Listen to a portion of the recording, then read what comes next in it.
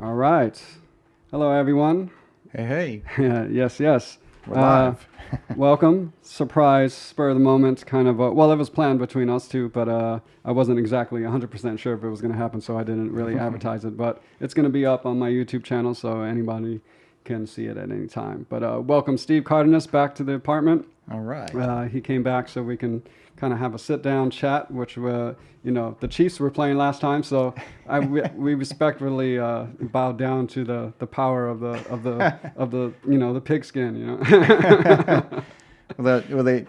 They just so I guess folks know that's my hometown, Kansas City. So Of course, it goes way back to when I was a kid. Yeah. So it's hard to shed that stuff. Exactly. Yeah, man. Yeah, but we had so much fun playing. Oh man. Yeah, it was just a couple of weeks ago, episode 11. And man, you played your ass off, man. Oh man, you did. No, you did. Oh man, yeah. But man, it's cool because I always remember. Well, first, embarrassingly, I totally remember that our first exchange was you very politely mentioning to me, which is even more embarrassing because my family heritage is like Mexican, and yet we played a double bill at the Jazz Standard. Oh yeah, I remember. And my band opened for your band, and so I told the audience, like, please, just wait, in half an hour, and Steve Cardenas' his band is going to be coming up. And then you came up to me, and you were like, hey man, it sound great, man. It's Cardenas. And I was like, of course it's Cardenas. It's like my name is Moreno, not Marino. Yeah, it's right. So everybody calls me Moreno. Well, so but I did the same thing to you that everyone does to me. But you probably heard other people say it that way. Yeah, It starts to become. It's funny because we do have cousins that pronounce it like the American cousins that just for whatever reason way back they just decided, you know what, it's Cardenas.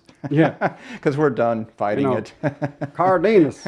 Yeah, Cardenas. You heard this? He can pick. That guy can pick. He plays Cardenas. I heard him at the bar the other night. He was picking his butt off. Cardenas. But it would be Cardenas. Cardenas, yeah. But there is a Cardenas. written accent, like a lot of those Spanish proper names like Cordoba instead of Cordoba, or something like that. So, but that's so half of your family is my dad was from a little town in the Yucatan called Campeche. Oh, okay. Wow. Yeah, and he moved to the States. I think he went to business school in Mexico City and then moved to the States in his mid-20s. Uh-huh. Actually moved to Minnesota, moved in with his older brother. Can you imagine? Wow. And then got a job and got transferred to just at Sherman, Texas, which is outside of Dallas by about 40 miles or something. Right. And that's where he met my mom, and the rest is history. Yeah. Nice. Yeah, well, both my parents were born in Texas, but all my grandparents are from Mexico, Yeah. So two different parts of Mexico, but all my mom's family is from around Zacatecas, and my dad's family is from around Monterrey, and Nice. so yeah, and they migrated to Texas, and my whole childhood was basically in a neighborhood it was Mexico, man. It was like Mexico on one side of the street. I talked to Nicholas Payton about this. I was like my street was like the dividing point. It was like all Mexicans on this side, and then the other side of the street was like all African American. Wow. But there was a Baptist church literally across the street from my house, and I used to wake up every Wednesday morning and Saturday morning, Sunday, and hear the bands playing, for the services. Man. And I told Nick this, and he was like, "Oh, that's why." He was like, "Yeah, that's why you can play, man. That's funny. You would hear it like subconscious, like it was like the rhythm, the groove was there." Oh yeah. And I was like, maybe, I don't know. Well, with Facebook and everything, we started getting in closer contact with cousins and relatives that we would have just kind of lost contact with. But now it's like they've met up with me, like when I have gigs in Southern California. Oh, cool. Because they live in Tijuana, and then they'll come up and right hang out. It's great, man. Yeah. Nice. Yeah. But you grew up, so Kansas City. Yeah. The big jazz KC. town, man. Yeah, I mean, historically, for sure, yeah. Yeah. And otherwise, because when I was growing up there, I mean, when I started playing music around town, which is like right after high school, and this is a big part of the reason why I didn't go off to Berkeley or another, because I was working all the time. Yeah, yeah. And even though there would have been things in music school that would have definitely helped, like my reading, and man, playing with older musicians, on a regular basis, no substitute for that. and like 5 nights a week sometimes, you know, it's like you couldn't. I just didn't. I was learning. I was growing. Right. You know. Exactly. So so that would have been late 70s, going into the 80s, and Metheny had been gone, you know, for quite a while, but his brother Mike had moved back, and you know, Pat's folks lived like in Lee Summit, like not too far, not technically a suburb, but you know, a stone's throw from Kansas City. Right. But he would come back for Christmas to visit and just kind of show up to gigs sometimes randomly and scare the living daylights out of everybody, especially the guitar players, you know. Yeah, yeah. But he was always so great and always so supportive and just, you know. Pat's great, man. And when I moved out of KC, like, I took that step, and I actually went to California first. He started recommending me to some people, like, you know, which was, I thought, wow, that's great. I mean, I just kind of took it like, well, he probably feels like if I took that step that I must be serious. So I'm gonna. Man, I just remembered while you're saying that gig that we did the double bill at the Standard, where we really met, was 2004, and Metheny had emailed me a couple of times right before that. And he was going to come to that gig. He was like, "Oh man, you're playing with Steve. That's great!" Like, and now I remember. You just made me trigger it. And he was like, "I think I'm going to come by," and I was terrified. Oh man, I'm glad he didn't tell me that. I'm glad I didn't know you, and you know. I should have said it to you right as you were going on stage. Hey man, Pat said he's coming by. It's always better if he just kind of shows up, and then I don't have time to like think about it. You know. Exactly. Yeah. That's the best way. You don't warn. And he would say, like, after his gig, you know, I would say something about that, and then he'd say, well, what do you think when you come to my gigs? I'm like, come on. Yeah. Man, it's, that's such a deep history place. I used to play there in Kansas City. A lot, actually. I was doing a gig there at Jardines. I want to say Jardines because Portuguese. Jardines. That club opened. I'd been gone for a while, but that is a quintessential Kansas City jazz club environment. Oh yeah, that place. Yeah, Bina. So you knew Bina, the owner, and all my buddies played there. All the guys I grew up playing with played there. Yeah, I was. Ended up playing there like, I don't know, twice a year probably. And then I kind of started playing at the Blue Room. The Blue Room. Yeah. I almost said the Blue Well, but yeah, the Blue Room. Yeah. 18th and Vine. Exactly. Right around the corner from Arthur Bryant's. Yeah, and then they have the Jazz Museum, which is a cool thing. Yeah. Man, great town anyway. And it is. It was a fantastic town to grow up in, man. Yeah. I even went to this one coffee shop, and they had a coffee named after David King, and it was his face on it and everything. It was just like, wow, this is cool. And we walked in there, my band, to get a coffee, and I don't think they recognized us, but I think they recognized more of the guys. Like I was playing with, I think, Kendrick Scott Oracle, or I can't remember which band I was playing with. But we walked in there, and I know Harish Raghavan was playing bass, but he walked in, and they were like, "Oh, that's the bass player that plays for Ambrose." Like the guys behind the bar, like serving coffee, they like knew who everybody was, and we didn't pay for anything. Well, that part they gave us coffee, like bags of coffee, like That part of town's were you in Westport? Do you remember? I think it wasn't super close to Jardines. Right. I can't remember the name of the coffee shop, but that might. I mean.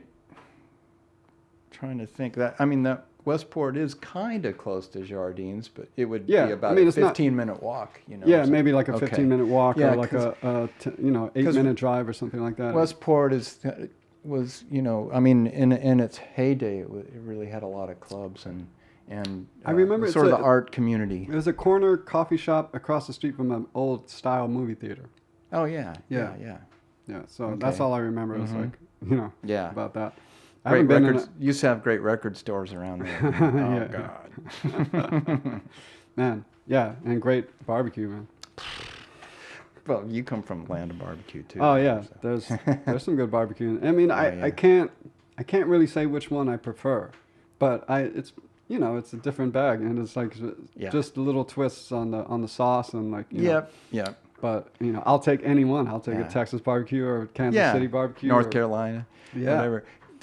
My favorite sauce is Gates in KFC. It's a good sauce, man. That's what. So you can kind of get you get good meat. Just have a bottle of Gates and you're set. Exactly. Yeah. I mean, that's what Bobby Watson was. You know, old school. He was like, go to Gates. Go to Gates. You got to go to Gates. That's the only. So. Gates and again, I mean, not Gates is great. Yeah. There were some times where it was a little hit and miss sometimes, but man, when it hit. Oh yeah, it was ridiculous. It's crazy. You know? But I just love like how when you go into Gates, it's not like bougie at all. Like you go in there and they're just like, what do you want? If they know exactly if you're from out of town because they just look at you like you don't know what you want. They didn't do the thing where they say, "Hi, may I help you?" as you step into the door. Yeah, that was like the thing for a long time. You know, I would have like a little bit of anxiety because I was like, okay, I don't really know this place. Like what? I don't, you know, and they're just like behind the register looking at you like you're not from here and you need to get out of line and let the people who are from here order. They know what they want. Yeah, they know what they want. They've been coming here since they were like born. You know? Beef on bun, extra lean. Man. But anyway, always a super crazy good time in Kansas City, man. I have some good memories. I wish it's been too long, actually. I haven't been there in probably like 3 years. Yeah, this is the first time since I moved away from there, which has been over 30 years. Yeah. That I haven't been back in over a year because, well, you know why. Yeah, exactly. Yeah. You know, but it's a drag. Yeah, you know, I can imagine. Siblings there. My folks have been gone a long time, but my siblings and my son goes to school there. Oh, you know? wow. Okay. So it's you know. Yeah. It's rough, man. Yeah, but like I didn't see my parents. Yeah. I went home for Thanksgiving, and that was like, it was just like, you know what? I don't care. Like I haven't seen them in a year, and they're in their 80s. You know, it's like you can't let that much time go by, no matter what. Like, and also they both had COVID and recovered. They both recovered. Wow. So then it was just like there's absolutely no reason not to go down now. Yeah. Like so, I just was like, well, they're not. They're saying come. You know. So, yeah. Yeah. My son graduates in May. From college, can't believe it, and I'm gonna, you know, it may not be an outdoor thing, but I'm just gonna go hang anyway. You know, so man, you gotta go. You know, I will have had the vaccine. You're gonna get the vaccine on Monday, you said, right? Supposedly, if it doesn't get pushed forward again, you know. Yeah, it's rough right now. Yeah. Yeah, but you know, I'll definitely will have had both shots by May. So. Yeah. Oh yeah, that's plenty of time. Cool. Man, so let's talk about some music. Well, some of the music that you've played. I mean, you know, I was always interested in that, just how you got into you know, some of the bands you got into, and like how, like what the experiences was, you know, with once you moved. Because when did you actually move to New York? It's kind of like a blur for me. I know you were doing some 1995. things. 95. Okay. Yeah. Cool. I went to California first. I mean, it wasn't any grand plan. I was going out to the Bay Area to visit some friends, and I was just like, oh man, I think I just want to come out here and play, because there were a lot of New York expatriates, great musicians there, right? And in a way, it felt. I mean, I'd been to New York a couple times in the '80s. Right. And, you know, oh, man, it's a different animal. It's a different and for thing. a guy, young guy from the Midwest, you know, I mean, there's plenty of people, you know, from the Midwest that have gone to New York and been fine, you know. Yeah. Then, but I was just kind of like, well, I got time, and right. But yeah, I was kind of really glad I did, because I think if I would have come to New York, I probably would have just stayed all that time. Yeah. And this way, I kind of, even though it wasn't like necessarily the most ambitious career kind of move where I was like hell bent on, I need to get my records out. It was really just me always wanting to improve as a musician, but always just wanting to explore places and like other way of living, you know, just like being in a different place. It was so different, man, because I didn't grow up around mountains or oceans, you know. So like whenever the first time I was around stuff like that, or even a few years after that, I was always so mesmerized by it all. Right. You know? Yeah. So I was in the Bay Area for about 4 years, and I played with Paul McCandless, and he had a group there, and Jeff Beal, who's a great trumpet player and composer, film score, and then and several other, like, I mean, go into a list, but Jeff moved down to L.A. and I didn't have any designs on moving there, but he started calling me and said, "Hey man, you want to come play a couple gigs?" Yeah.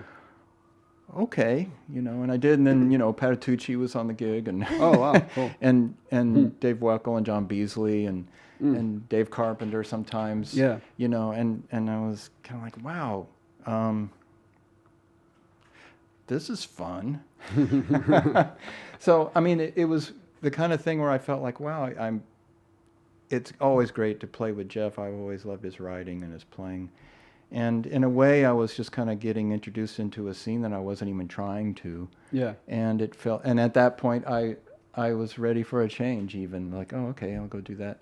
But I was only there 2 years before I moved to New York. And it wasn't out of any frustration or anything other than just an opportunity. Great drummer, Mike Hyman, an old friend, he had lived in New York. He played with Gary Burton on some records in the late 70s and early 80s, and played with Joe Henderson a bunch too. Yeah. And Mike said, "Hey, I got a sublet in the East Village. We'd have it for a year, you know, and then we'd have to figure something else out. But there's plenty of room. You want to be my roommate?" And I was just looking for another place actually at that point, and I just went, okay.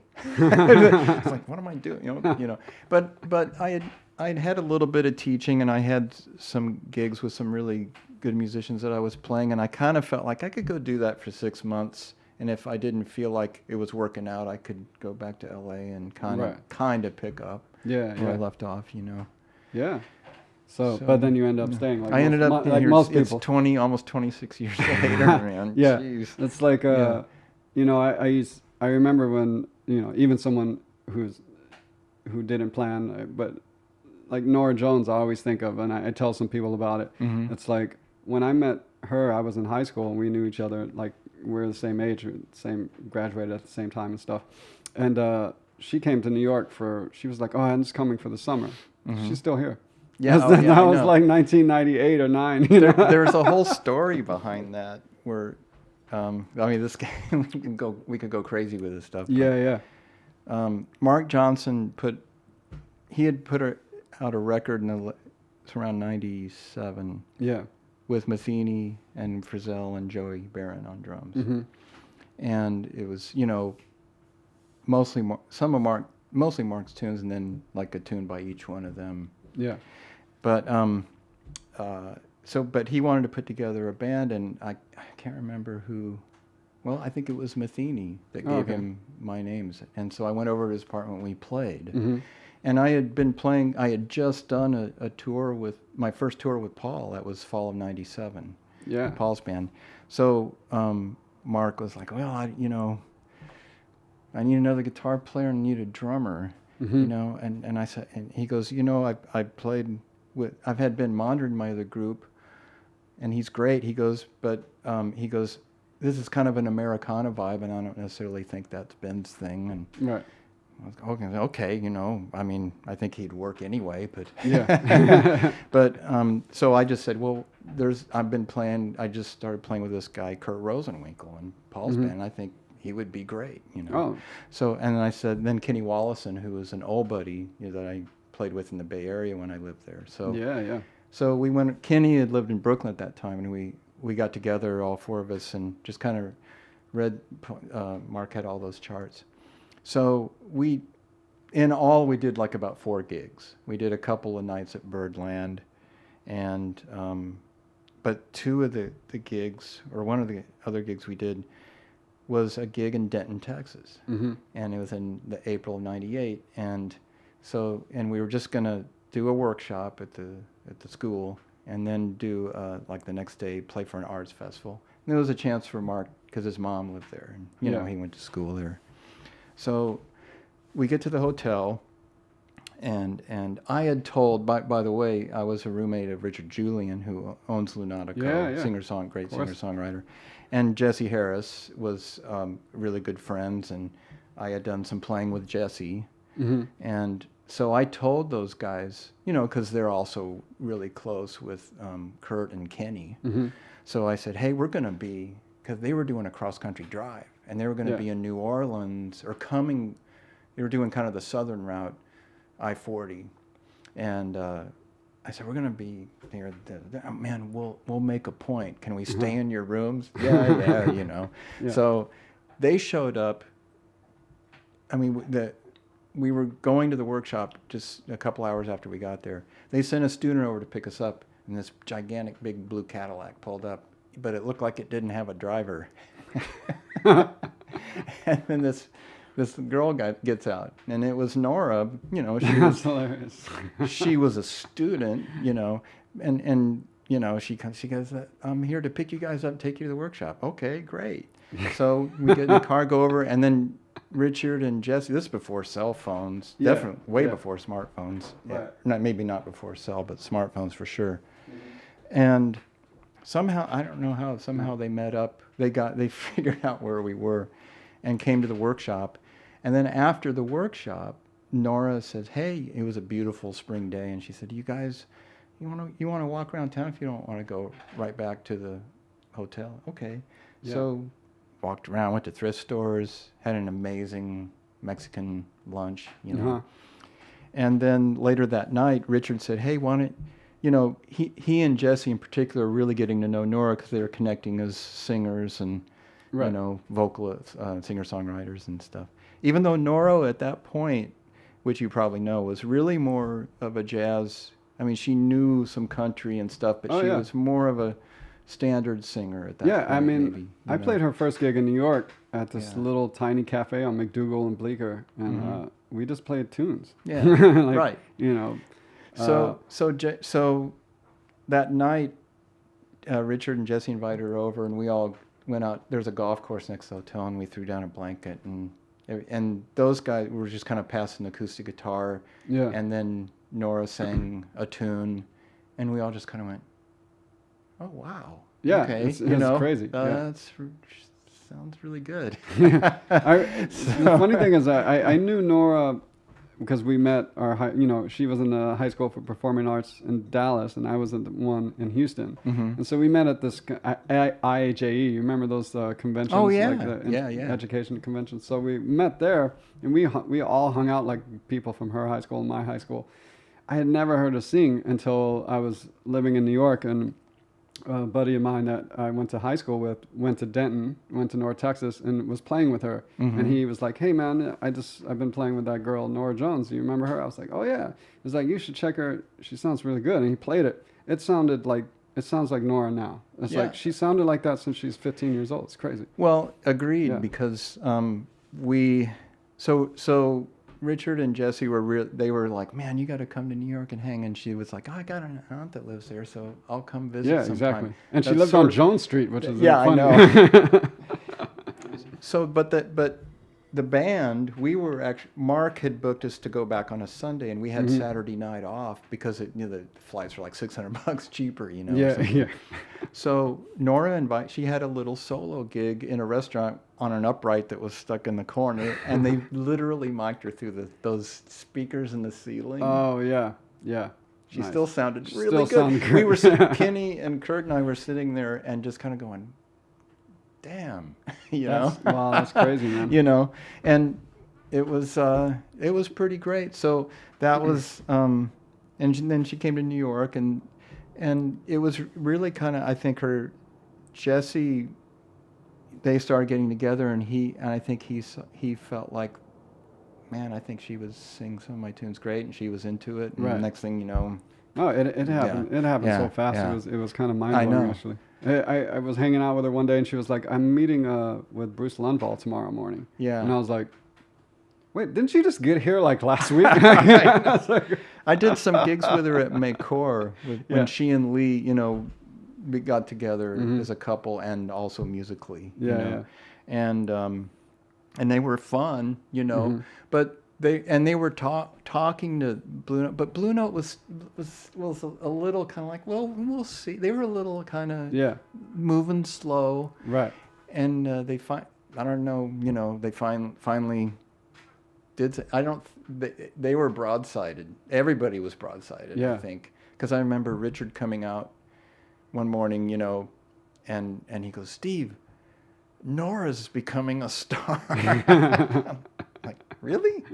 Cool. Yeah. I mean, it was kind of it was a thing. I've never seen anything like that, man. It's like, yeah, but also she's so talented. It was crazy. It was like she could have did pretty much anything. Yeah. And it would have been successful. Like, she always had, I mean, she just always seemed so direct and so focused in the most relaxed way, you know, and just felt whenever it felt like performing, it just felt like I'm just going to play some music, you know? But so how did the thing with Motian come about? Like, who was the connection there? Well, it's a little bit of a thing, not that convoluted, but so when I certainly knew about the band, you know, when I moved to town, but who was doing it? Brad Shepik was in the Brad was in the band, but also I think Wolfgang had done it some. Oh, okay. By the time I'd moved to town, so and I knew Wolfgang. I had met him in California a couple times, like when he was out there with Gary Burton and stuff like that. So I didn't know him. I knew him well enough for him to be a touchstone when I got here, you know. Yeah. So they were doing a week at Sweet Basil, and he said, "Oh man, you got to come down." You know? Yeah. Oh, of course I will. You know. So, and that was such a great place, man, to hang. And I never got to go to Sweet Basil. I got to go to Sweet Rhythm. Yeah, I mean, I missed the 97. I moved to town, so it was like just the end of that. It was the same layout. Yeah, it was the same thing. But there was a different vibe, you know. Yeah. They did a little bit of I don't know how you say it. Sweet Rhythm felt just a little slicker. Right. You know.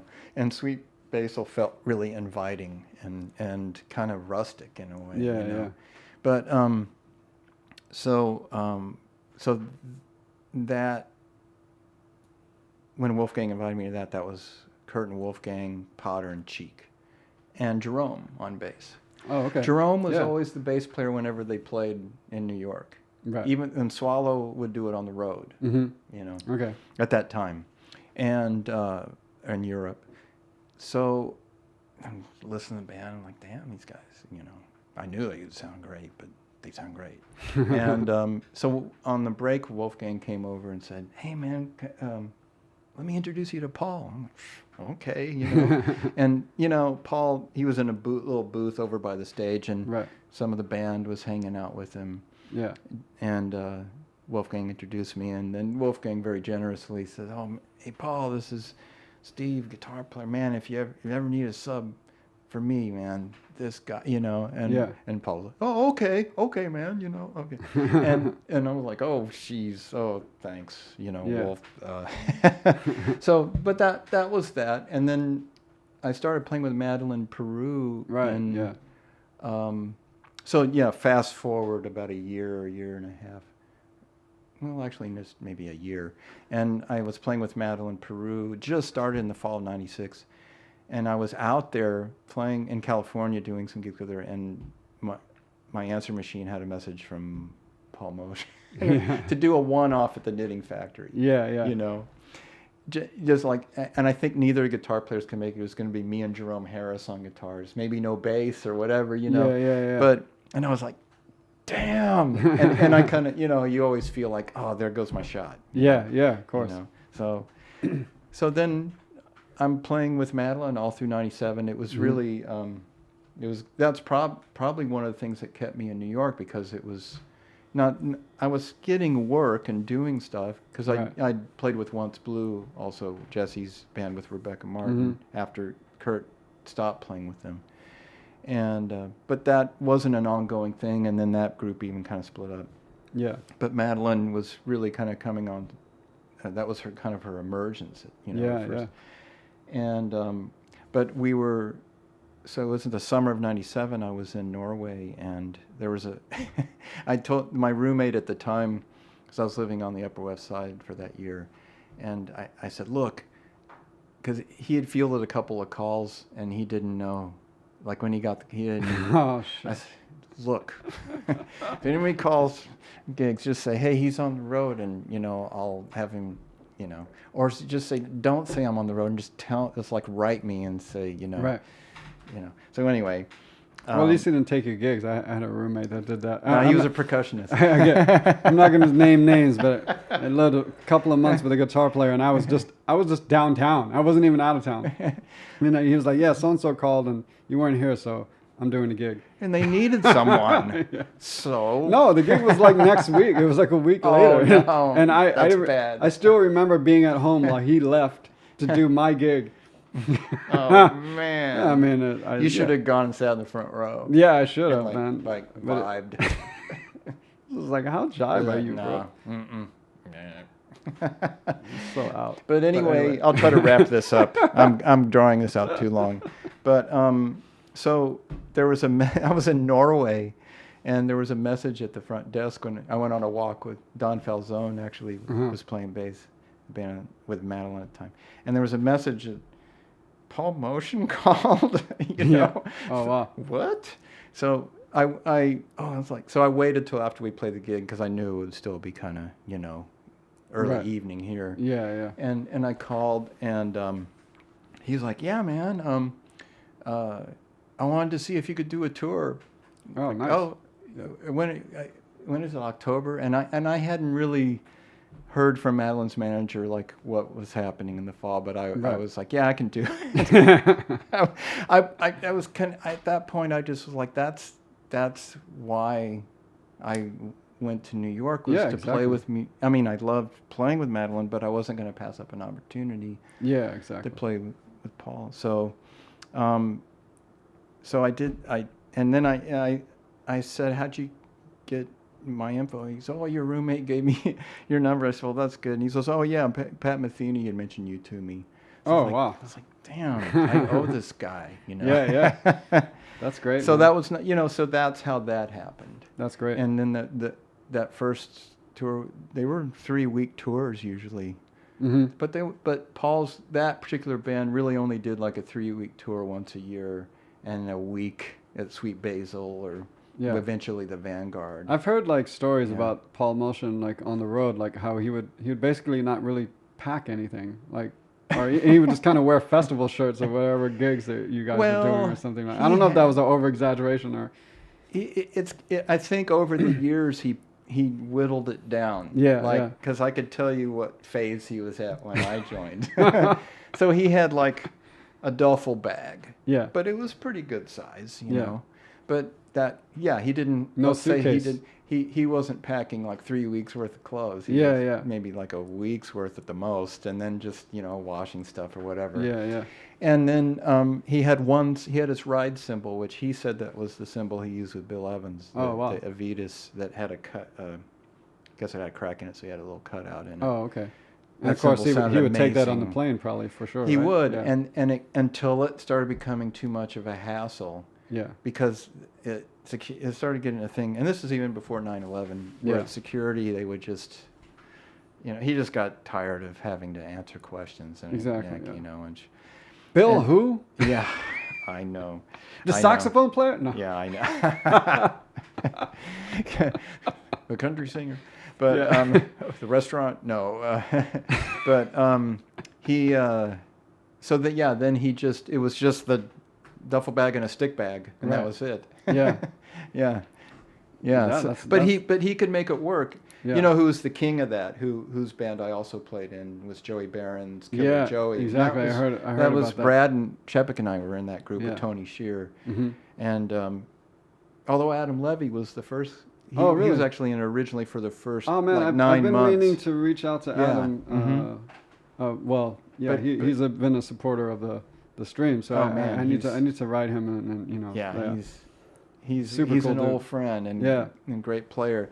But he he had planned to move back to California, and that's when Brad got in the band. Okay. So Joey, and you probably heard the same things about him.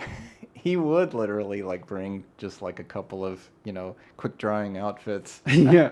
And a stick bag, you know. Yeah, exactly. Yeah. And no cymbals or anything. But right? he has this way with anything where he uses like tape and stuff on cymbals, and then he'll tune drums down, and he'll make the rankest equipment sound amazing because of who he is, you know. Yeah. I remember one time we did a workshop when we did a few gigs in California, and we got to a music school, and they had this drum set that was just like completely dead. Just boom. And we were setting up, and he looks, and the kids were already seated, like watching us set up, and he looks in the corner, and he sees this marching band bass drum. And he goes over and gets it and puts it in front of the bass drum and goes, boom, and he goes, that's it. It was amazing. Man, I wish I could do that. I wish I could go on the road with like just nothing and just be like whatever is thrown my way, I'm gonna deal with it. It's hard for us, man, because I mean, even though piano players and now bass players do backline bass, you know, it didn't used to be that way. Exactly. But man, guitar, I mean, we could say it's so personal, and so is everything else, but God, it really is. Well, even a terrible drum kit, you could just hit the hell out of it and just play it loud. Yeah. But a guitar, if the amp is not happening, it's just like, ooh, man. Oh, I know. So you can't really turn it up or it's soft. It's just like there's no. I got better with doing certain. You just have to do extreme maneuvering, you know. Yeah. Like, I think I'll just turn this all the way off. Right. know, it's like, well, what is the best thing? And then it's like, okay, well, maybe I should put this amp on the back line and just travel with like tubes, because sometimes the amp is fine. It's just the tubes are jacked. So then it's like, maybe I should just always have a whole set of tubes a good idea. and just swap them out. And then it's like after every gig, you got to remember to take everything. It's like, oh, man, I was really glad when Fender started reissuing the Blackface Deluxes. Oh, yeah. Because that has been, to me, a real dependable backline. Yeah, but that and the Fender Deluxe Reverb. Like 80% of the time, it's cool. And then there's like you say, there's something like there's like one channel. It just takes one tube to like, you know. But we got to where we asked one for two. bad apple. We would ask for two because we didn't want to have to go through the whole thing where we can't get another one. Yeah, or, exactly. Yeah, or it's going to take 2 hours because we're in the mountains or whatever. Yeah. 2 is always the way to go. Yeah. Unless just depends on where you are. Then there's like those twins. Like those, there's like you'll find in like South America or like I found them in South Africa too. This is like, what? These are not made. Where are these made? Like they're not. The red knob. The red knob ones. The red knob ones, but then there's just some other ones that are just like, this is not a Fender Twin. It says Fender Twin on it, but it's not. Yeah, it's like Heineken's that from in Holland, you know. And they're just like, we got what you asked for. I was like, no, that's not it. Yeah, it's weird. So could you imagine? Like they're really deep. They're like this deep or something like that. Like a regular. They are like, weird. Yeah, but there's someone there. I know what you're talking about. What is that? Could you imagine if we showed up and just played random guitars? Oh, man. I mean, it could sort of work, but I think the percentages would be pretty low. I mean, just being comfortable or feeling like you could play the way without thinking about it that you wanted to, you know. Man, do you know Ricardo Silveira?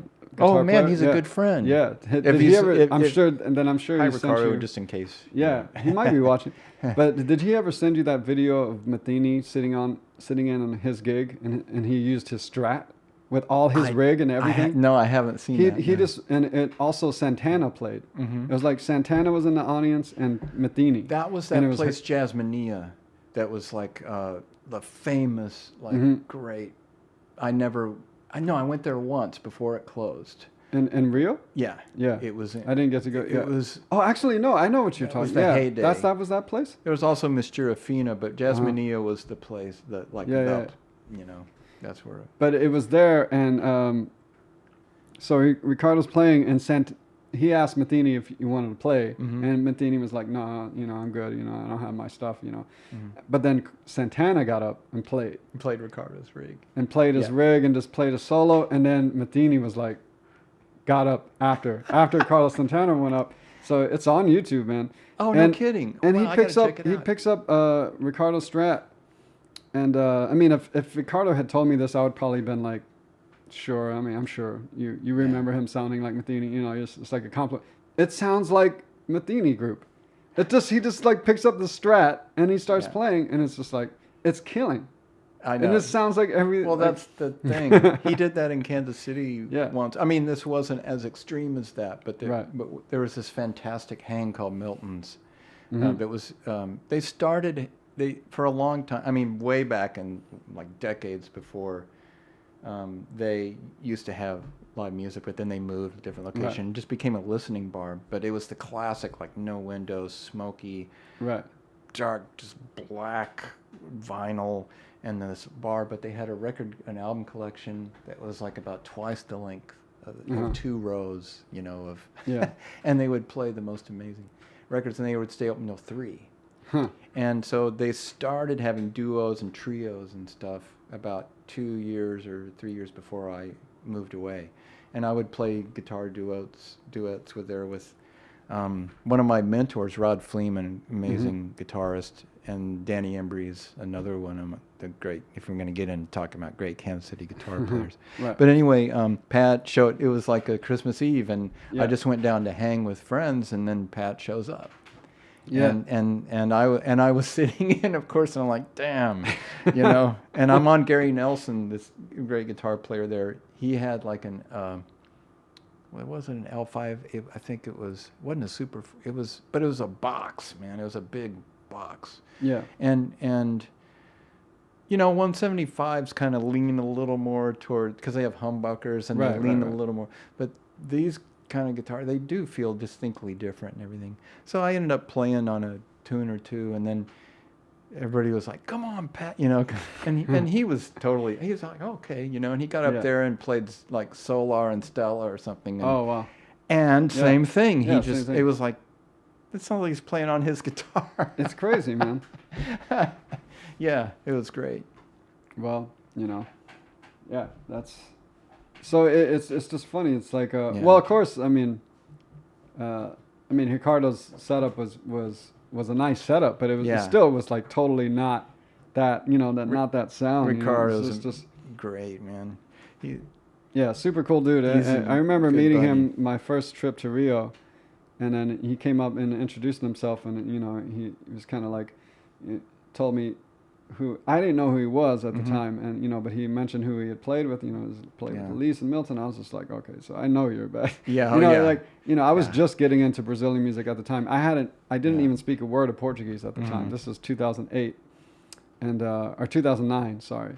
So then, you know, that's right. You know, that trip I had met a girl in Ouro Preto in that city, like playing that festival, and Madeline was playing that festival. It was like a Billie Holiday tribute, and they had her as the headliner. We played there in 2007. I played there in 2007 with her in Ouro Preto. Was really? That the year? It was a year that it was like Ron Carter played with her. And, okay. So and this is the year that the infamous Antonio Sanchez subbing for Louis Nass story. I don't know if you heard the story. I don't know if I even want to tell it on the street. But it feel like it's for Antonio to say. But it's also, I'm sure he's not embarrassed. I mean, he probably loves it. But it's an incredible story. That's an amazing place, man. Oh man, it's such a magical city. It's like impossible not to go there and kind of fall in love. But anyway, I met a girl there, and that's when I started learning Portuguese, and you know, so that. But when I met Ricardo, I was just kind of, I didn't speak anything. You know, it was like basically the next day or a couple of days later after I had met her, and so. Yeah, we stayed in touch, and I ended up learning Portuguese. Now when I talk to Ricardo, we speak in Portuguese. It's so funny. Oh, that's great. He's like, sometimes he calls, he's like, man, I don't, but in Portuguese, I don't know whether to talk to you in English or Portuguese. Like, we always have to choose, like, which one is going to, which way it's going to go. Oh, that's funny. That's great. I wish I was that fluent. I know a lot of words, but when the conversation, I hit a wall pretty quickly. Yeah. But I was going to say, there's also a YouTube of Pat playing with Toninho Horta, like in his apartment or something. Oh, wow. I think it's on YouTube. Oh, I got to check that out. It's really good. I mean, I have that first Toninho record with Pat on the one from 1980. Yeah, Aqui, yeah. Oh, man. that solo on Prato Feito. Oh, I mean, there's a few. Yeah, there's some killing stuff. Man, yeah. And Ricardo had some great stories about he has great Pat, stories. I mean, being in Brazil at the time, you know, Yeah. it's like, man. But so what about I mean, there's these classic records, man. You got to play with like I mean, so Kurt was in the band for a little while with Paul Motian. And when I first joined the band, then Monder, it was me and Kurt, the two Chris's, and tenors, and then Swallow. That's where I met Swallow. Yeah. And so that was. It seems like you and Chris Cheek were like the kind of the guys, and then everybody else was like switching around, and you guys were like in the band. I'll get to that. Yeah, I want to know like how. But well, what I think a lot of it was just, you know, like that. So that was for 2 years, that configuration, that from the time I joined. Right. And so, like, I think sometime around 2000 was when Swallow didn't want to do it anymore. He wanted to just kind of focus on doing stuff with Carla and other things. Mm-hmm. And Potter was starting, you know, both Potter and Kurt were starting to kind of get into their things. So, so that's, and then Paul had met Anders on a record date in Denmark. Yeah. And Christensen, you mean? Yeah. Christensen, yeah. Anders Christensen. And he had also he had played with Pietro Tonolo because Pietro had hired Paul and Swallow to do a recording and a little tour in Italy. Mm-hmm. So I think Paul was also thinking, man, these guys are great musicians, and I don't have to fly them from the States. Right. Yeah. They're going to already be there. Yeah. But then, you know, he I remember he said, well, you know, what do you think for another guitar? I said, well, man, you've had Ben in the band before. I mean, I think he'd be great. You know, and that was it. It was a done deal. So, cool. And that particular configuration actually.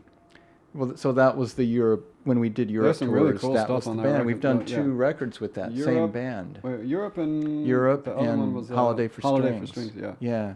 And it really, we had kind of a band chemistry, really. Yeah, you know, just played long enough. And that's when the band kind of shifted from a majority of bebopish or repertoire to where it started to become, Paul was starting to bring in his tunes. Mm-hmm. And whether they were new, a lot of them were tunes he had played with Bill and Joe or the other quintet before. But since we were a bigger band, had more soloists, he started actually putting chord symbols on tunes that didn't have chord symbols before. Oh, wow. Like Mumbo Jumbo and Morpian. Mm-hmm. And because I fortunately, I did ask him. Did he play? I don't know, but I mean, was he like a piano player also? Like, well, I can imagine he played had with Bill for that studied. long. He had taken some theory lessons because Keith Jarrett had encouraged because he had, you know, there's one of the last records of that quartet is called Bahia Blue.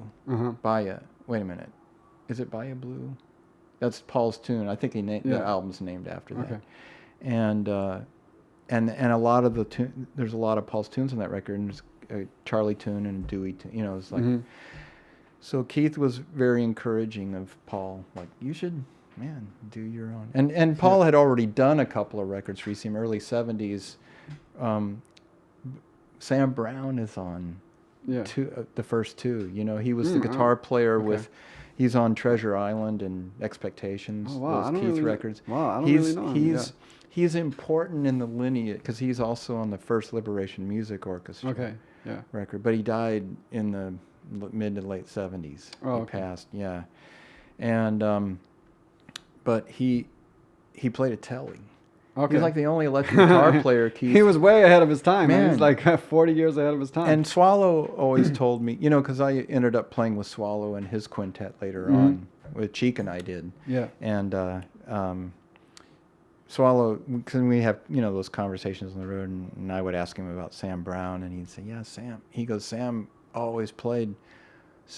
He goes, what you're hearing on the record isn't really what you would hear on the gig. You know, which is true of a lot of musicians. I mean, you know, I realized that quickly after moving to New York. I was like, I need to reevaluate everyone I've ever heard. Like, you know, it's like I know the records do not speak as loudly as, like, you know, you got to be in the same room with the dude, or whoever. Yeah.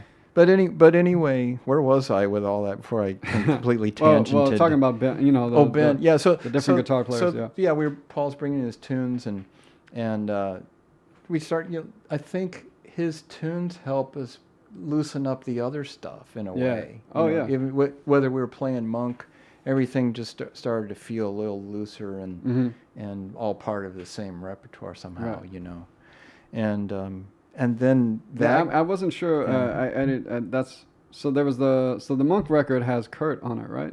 The Monk. Monk and Powell. So then Europe is after that, and Holiday Europe for is is like Europe was 2 years after that, and then Holiday for Strings was a year after that.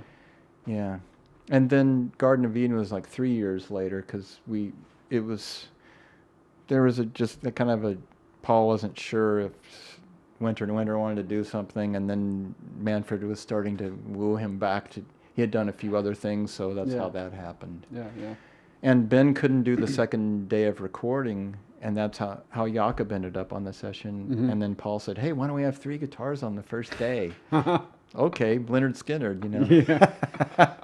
But it was, but it worked. It worked really well, actually. Nice. Just because it was Paul's music mostly, and all of us, you know, everybody was a good listener, and we just all kind of, whatever the other person was doing, we didn't do that, you know. Right. Yeah. You know.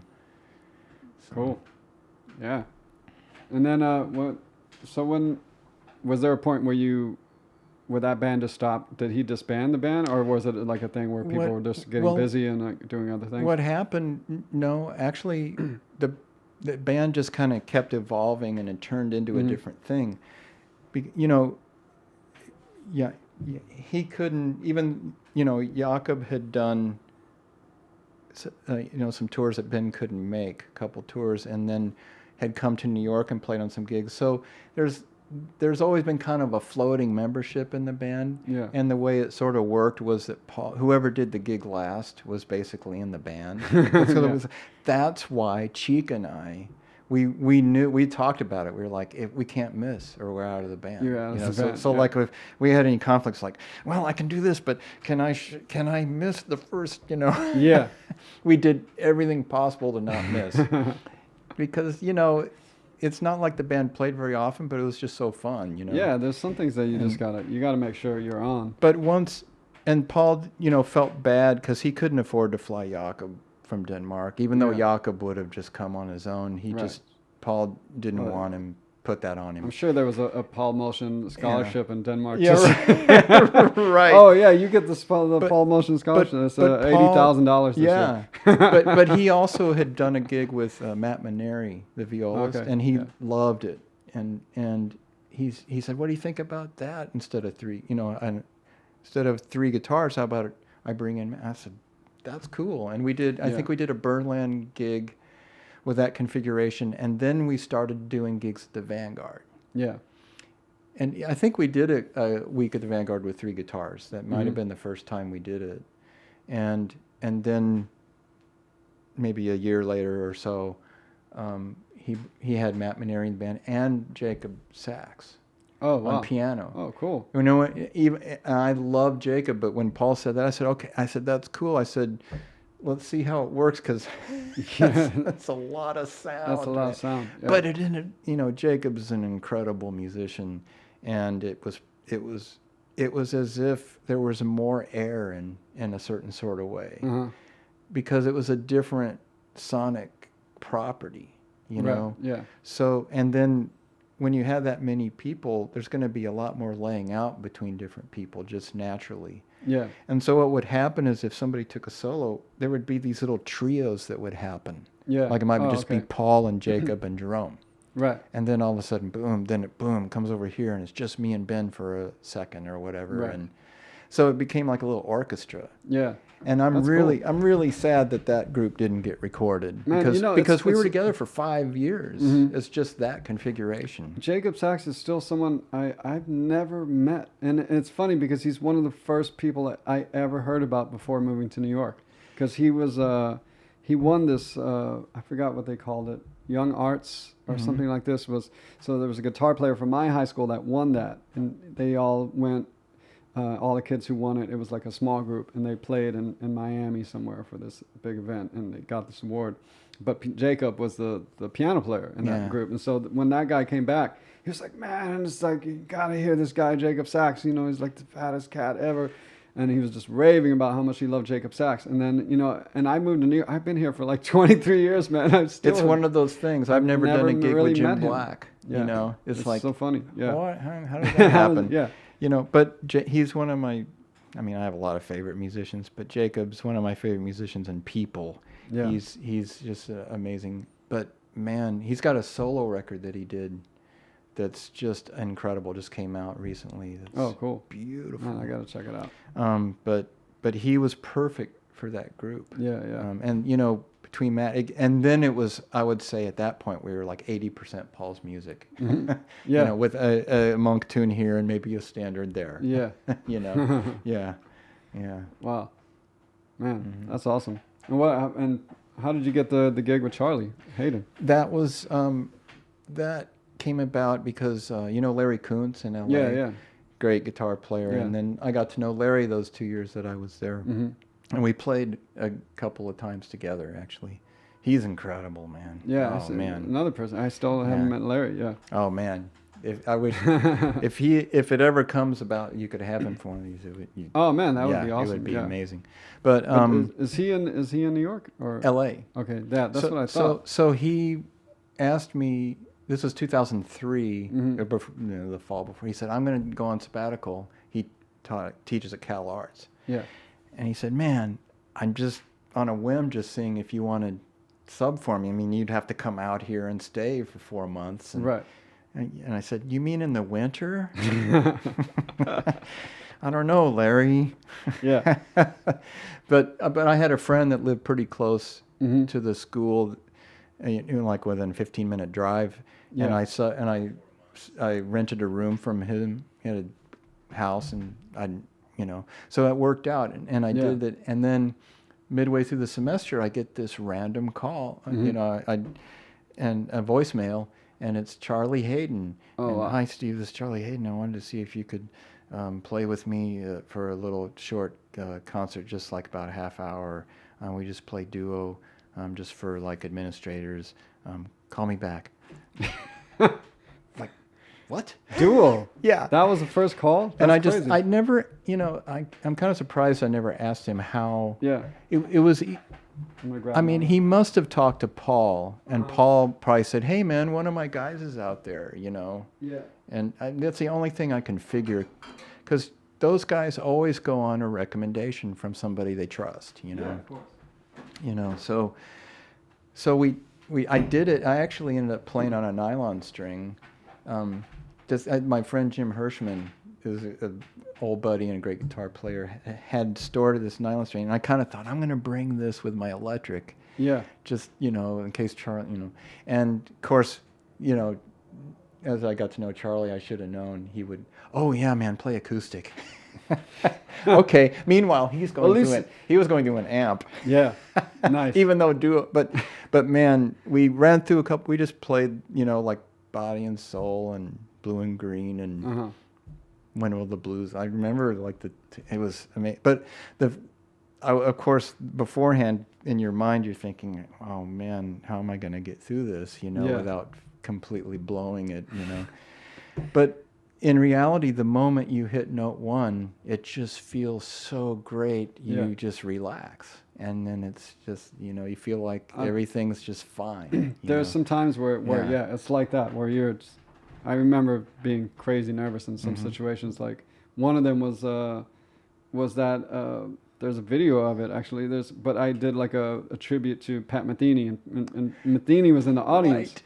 And I played like, a couple of the tunes that I wanted to play were already taken. Oh yeah. Near was playing something I wanted to play, and I think Miles Okazaki and was playing something else I wanted to do, and I was like, well, no one's playing Bright Side's Life. I was like, that seems like flagship tune. It's like doing a Jimi Hendrix tribute and not playing Purple Haze or something, or Little Wing, or Little Wing or something. I was like, somebody's got to do this, man. So I was like, okay, I'm going to do it. And then as I told people what I was going to play, they're like, you're gonna do that? You know, everybody was like, why? You know, it's like, man, they were like, you're brave. I was just like, I'm just going to play it. But then they started getting me nervous. Well, it's the like, simple, all the other guitar players. It's actually one of the easier ones to play. It's one of the easier ones to play, but on that record, it's also easier to mess up, you know. Like, exactly. And then, but man, I was so, and then Bill Frisell played, and he started off, and he just played solo. And he came off stage, and I was just kind of there, you know, and I was sitting next to the stage, and he just like, I haven't been that nervous since I was like 11 years old. And I was like, oh shit, now I'm really nervous, man. I was like, sometimes that can make you feel relieved, though. Yeah. In the right situation. It was a little bit like, okay, well, at least Bill also, you know, wasn't, you know, he wasn't like, yeah, I killed it. You know, it's like, he was like, wow. I could never imagine him oh, man. being that way. I have like some sick kind of like imaginary scenes with Bill Frisell. And, you know, it's like, I would love to see Bill just like do this thing or what, you know, it's like him, Bill, or like, and, you know, especially like that duo with Bill Frisell and Thomas Morgan, you know. Yeah. I want to like behind the scenes documentary and them two on the road, you know. It's just like... I played with Thomas a lot because he would sub for Tony and Killer Joey. So when he was super young, man, he was just out of school, or you know, was it Manhattan School he went to? I think. Yeah, but was he cooking all his food on the road? Like, I mean, not quite then. You know, he was just like 18 or 19. You know, but he sounded just as great as he was killing. You know, we would be on the road, just crazy. But he speaks, you know, fluent Esperanto and Japanese. Yeah, it's like, insane. I speak Kansas City. Yeah, that's another language, man. Yeah, let me just make. I'm gonna see if there's any like. If there's any audio issues, let's take a minute just to like check and make sure everything's running. Sure. Today we don't have anyone helping out with the audio, so just want to make sure everything's cool. Okay, good. I just wanted to make sure no one was like, we can't hear you. We didn't hear anything you said. We didn't hear anything. Man, speaking of that, so I'll talk about this for a second. So that did happen. So... Speaking of the, what I was just saying was like, I wanted to make sure that you guys are hearing what we're talking about and that the audio is coming through, because the videos with Mike Stern, we did the whole thing, no audio. Oh, no. Yeah, there was no audio. And it was like a miscommunication between me and the engineer here, where she thought that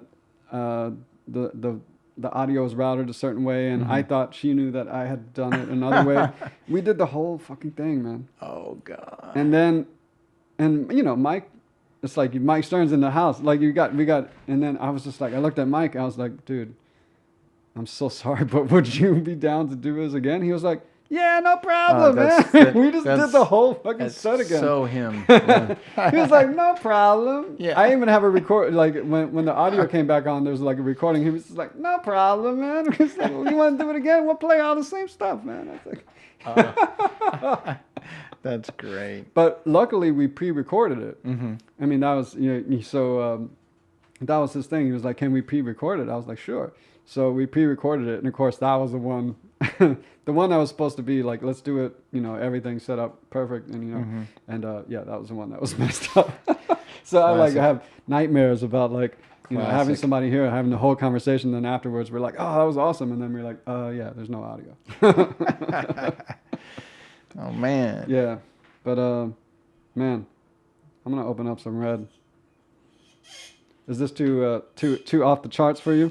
No, man. I'm just a super. I nurse drinks. And people, I get a lot of eye rolls for that. This one is straight. This is some California Pinot Noir here, but the real kind. Nice. Not the commercial, you know, product kind. Nice. For later, but I remember when I was here. Well, when we were doing the duo, and we talked a little bit about, and you said you played in a lot of two-guitar bands, which I have. Man, yeah, I'm trying to think of anyone else in the jazz world who's really done as much of that as you. I mean, I might have the record. Yeah.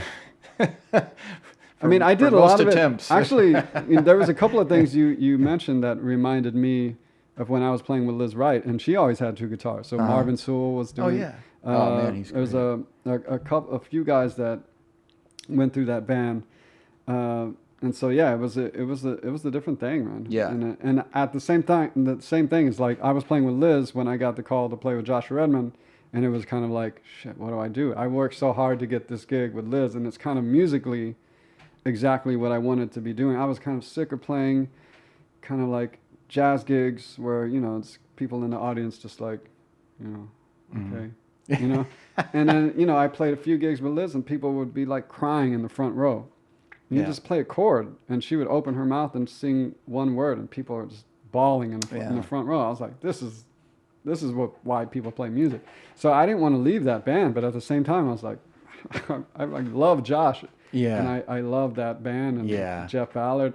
So you got to do what you got to do when certain I mean, things well, come up. I kind of gave Liz, I had to do what I do, Yeah. what I had to do, Yeah. But I ended up taking the Josh gig and I don't regret it at all. Oh, the same here. Yeah. I mean, actually, I was on the road a lot with Joey Barron, with Killer Joey. It was kind of the prime of that band, like, man, it's like every gig was just so fun and so, and Joey, But I was doing those May Chord gigs with Norah, and she was, she was calling me consistently. And then there was one time where she left a message saying, hey, I know you're on the road a lot.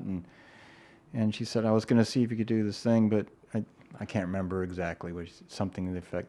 I think she found out I was going to be on the road. She said, man, I'd really like to have you do the band gigs, but you're gone a lot. So, I mean, and Adam Levy's coming back into town. So, I mean, I hope you don't, she was really kind of, it was like, man, I totally understand, but I didn't want to give up playing with Paul or Joy or any of those groups for anything else. I mean, even if it was really great or whatever, it just, those I was learning, not only just learning so much, but I was just so like crazy happy in those bands, I mean, it's a great experience. The other thing that I noticed, and I don't know if you have any stories about this, but when there's a female band leader, you're treated differently. Oh yeah. By promoters and the hotels are better. The food is better. I've noticed that a lot. And a vocalist in particular too. Well, in Kansas, this is the other thing about Kansas City was not only was I working, but there was such a variety. Like there'd be one group I remember I was in a couple of groups that were all original music and different instrumentation. And there was one group that was just like kind of cover fake book tunes and tunes we transcribed from new records and then there's this singer in Kansas City, Ida Macbeth, who is this incredible, I don't even know how to describe Ida. She's just an amazing singer and communicator. Yeah. And like what you described, she could make the audience bawl, and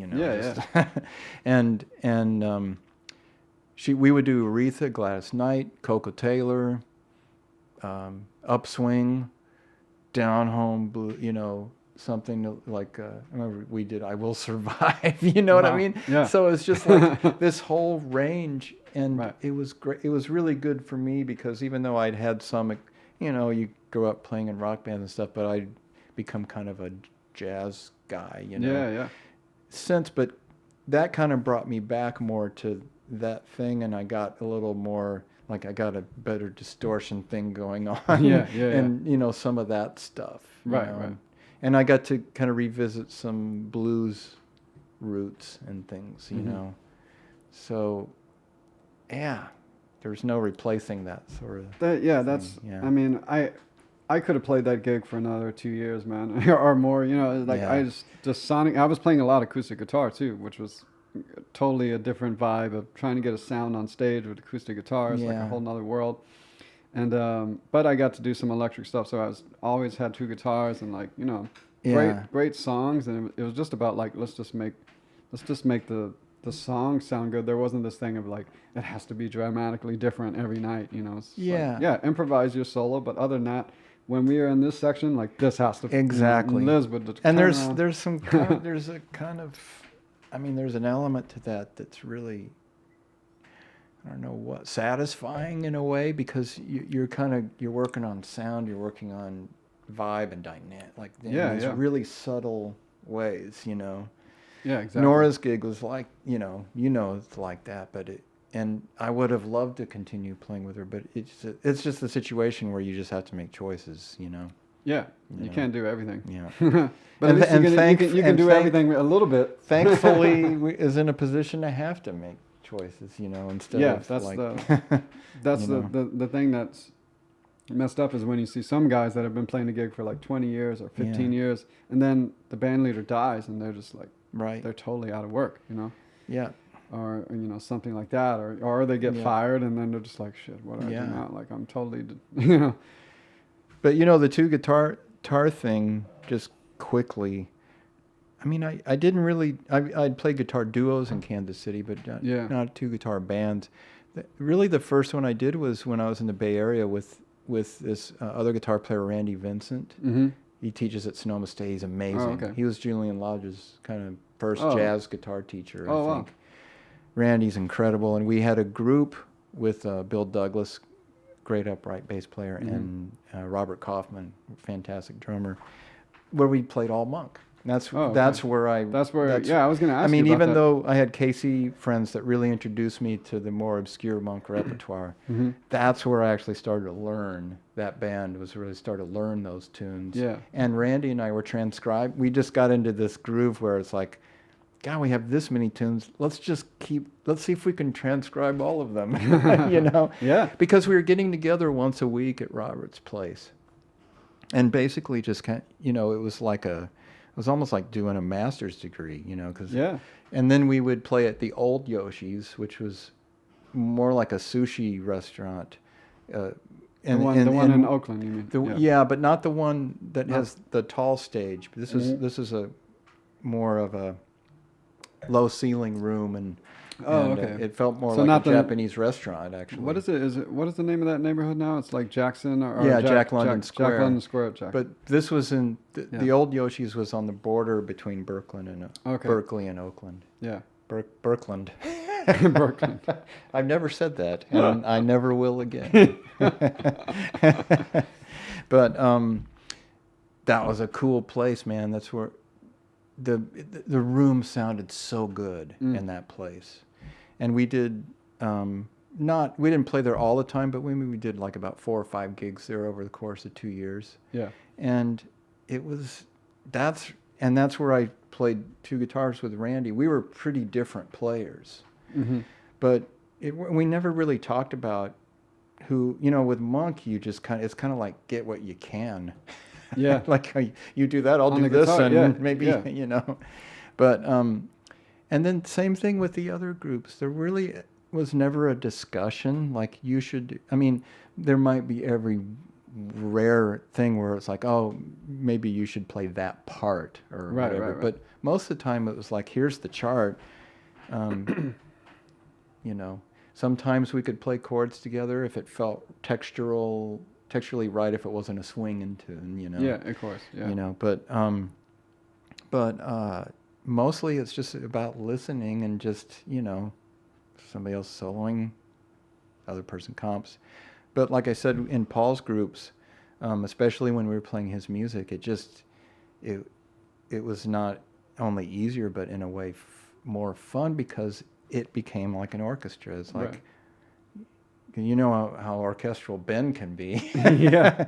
But the thing is that you can do something that just, you know, works with that, even though, and Ben is always listening, and he's not trying to take over, and you know. Right. And that's the other thing, is that none of the guitar players I've ever played with were trying to ever dominate, or they were all really great musicians, and they just wanted to be part of a sound. You know?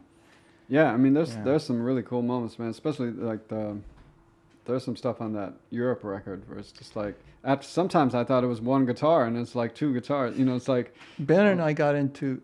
I feel like that we got, and Holiday for Strings is like that, because there's mostly Paul's tunes, but there's this thing we would just get into that whole like I don't want to say drone's not the right word, but just this kind of wash right. of textures and harmony. Yeah, you know, it's killing. And it was pretty cool.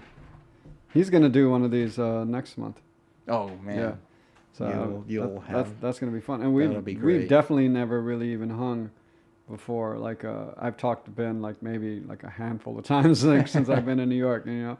And one time he kind of complimented me, not on my playing, but just like on a there's this kind of infamous, I won't say who I was playing with, but I walked out on a gig at 55 Bar. Like, I mean, I was playing the gig, I just put my guitar down and just walked out of the club. It wasn't the music, it was just some stuff that was happening with someone in the audience, particularly like towards me. Ouch. And I was like, if I don't leave, this is going to be like on the, you know, the 10 o'clock news or something like that. Yeah. So I just like put my guitar down. I walked out of 55 Bar. And I went, but Ben used to do this gig, the same band. Okay. And then I walked across the street, went to Smalls, and I just went and watched Peter Bernstein play solo guitar. Nice. Nice. And I didn't even have my wallet. I left everything at 55 Bar.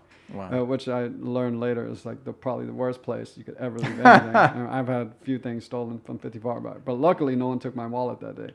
And so I went there and I went to the bartender. I was like, you know what? I don't have my wallet. She was like, but I'm having a really bad night. She was like, I got you. And she just like gave me free drinks and I checked out Peter. But anyway, Ben was like, man, I heard you walked out on so-and-so's gig. I was like, yeah. And he was like, you're my hero. That's Ben. Man, well, he was like, he was like, you know how many times I've wanted to do that? Yeah, right. Yeah. Wow. Man, you're gonna have a great time. It's gonna be fun. It's just not only fun to play. You'll go I've other heard places, you know. I've heard some great stories about him on the road, man. It's like, you know, Jochen Ruckert played with his band for a long time, and he has some funny stories, man. Jochen's just a hilarious person in general. And Ben's hilarious, even though you know, if you don't know him very well at all, he can come off very quiet. Right, exactly. That's kind of how I know Ben. But don't let that fool you. Yeah, but when I talk to people like Jochen, they're just like, every story is like hilarious. Yeah. Yeah. And oh man, so yeah, that's gonna be fun, man. So, but when you started making your own records, that was like 2000 or something? When was that first record? Fresh Sound. Yeah, I did a trio record with Kenny and Larry. Right. Mostly because, and it's funny because I had in mind to do one with those guys even years earlier, but then when Rebecca Martin and Larry started dating and then they got married. And then Rebecca did a record with me and Kenny and Larry, and I was like, okay, I need to do this. Yeah. And so and I had a bunch of older tunes that I just wanted to kind of be done with, but also wanted to document. Right. So did you know Jordy at that time? Or a little bit. Yeah. It was I think Bill McHenry hooked me up with him originally. I almost did my first record, Between the Lines, was almost on that label. And then I was just like, you know what, I'm going to just put it out. We ended up doing it like kind of like a joint musician label. Mm-hmm. Kendrick Scott and Randy Ingram and me and Judy Hardy, a singer. Oh yeah. Yeah. So then we all put them out at the same time. I remember that like record. Split the publicity and everything. Yeah. And yeah, so I didn't end up doing it on Fresh Sound, but that was like the record label at the time, and I was doing a bunch of dates. The reason why I almost did that label is because I was doing a bunch of record dates for other people on that label. So. Right. Yeah. And it was then. And I did another one for them like about 3 years later, 2 years later. And then there was kind of a hiatus. It wasn't that I didn't have any falling out. I'm not like overly ambitious by nature. I practice. I always want to play well. And part of the things with me, too, is that I love playing other people's music. And that's why I've been a sideman in a lot of different groups and stayed there, maybe because I guess I'm a pretty good team player. You know? Yeah, for sure. But I've never been super aggressive about doing my own thing. And I'm also not a super prolific writer either. I don't have like tunes waiting in the wings or... No, man, it takes me forever to finish something. But I go through these spurts where all of a sudden it's like, oh, that tune happened and that tune happened, and then it's like, Yeah. But then I did a trio record. Then I got in Ben Allison's band in '05, and then a few years after that, I did a trio record with him and Rudy, and that was a new batch of tunes. Yeah. You know, and there's an interesting story with that one where we did 2 days of recording. Went down to where the Palmetto Records, Maggie's Farm, were recorded, okay, yeah. and then the night of the second day, we went to the hotel, and I went in my room, and I'm starting to fall asleep, and I hear this little, you know, I'm like, oh, no. And I look, and then I turn the light on, and I see a mouse go, and I'm like, no, you know, and then I find like these little droppings over here and there, and then then I couldn't fall asleep. And it wasn't even that like I was scared, I was just completely distracted. Like my ear was like in tune. Yeah. And I literally got 1 hour of sleep for the next day of recording. Oh, man. And I told Rudy and Ben that morning, so man, I am completely toasted. Yeah. And I have no idea what's going to happen today. It might be a complete bust. But let's just go do it. And it was funny because I was just, you know, running on fumes. Yeah. And Ben, of course, was like, oh, man, I've never heard you play better. And I said, maybe because I don't give a shit right now. I just want it to be done. Then they call you for their record date, and they just call you all night long. Yeah, Hey, man, what's up, man? What's up? Yeah. It's like keep waking you up. Are you asleep? You sleep? Wake up. Yeah, man. But it was okay. I mean, I was a little on the fence about it, but in retrospect, I was like, oh yeah, you know. Sometimes that stuff is.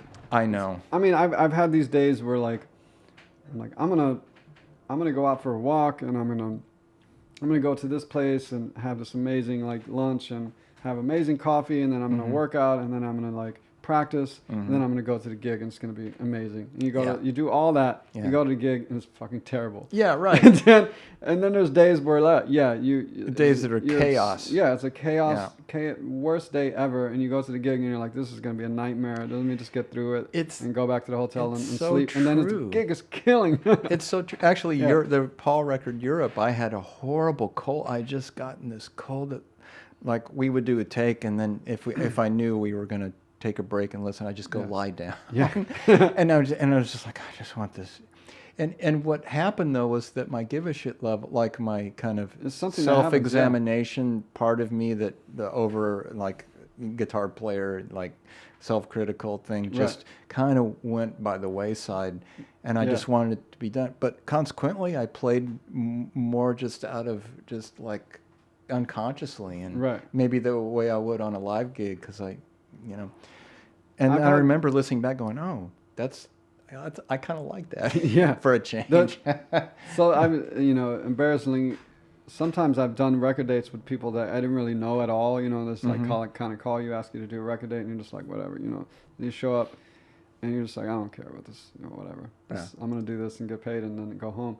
And then that's the record you sound the best on. It's know. And then you play with your friends, you really care about the music, and you're like home shedding, and then you go to the record date, and it's like, oh, man, this is terrible.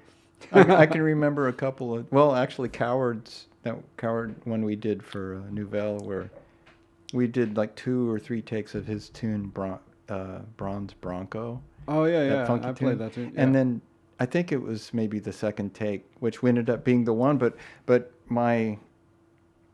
we were getting ready to do the take, and then I'm like, oh wait, I'm in tune, wait, oh no, my pedal, wait, all right, count off, and then, oh no, and then my solo comes up, and I hit the distortion, and then my pedal board went off, and I bent down, and I like did this thing where I just went, like to get it to turn back on, and then I just started playing like in this kind of like, and I'm thinking, this ain't gonna work out. Right.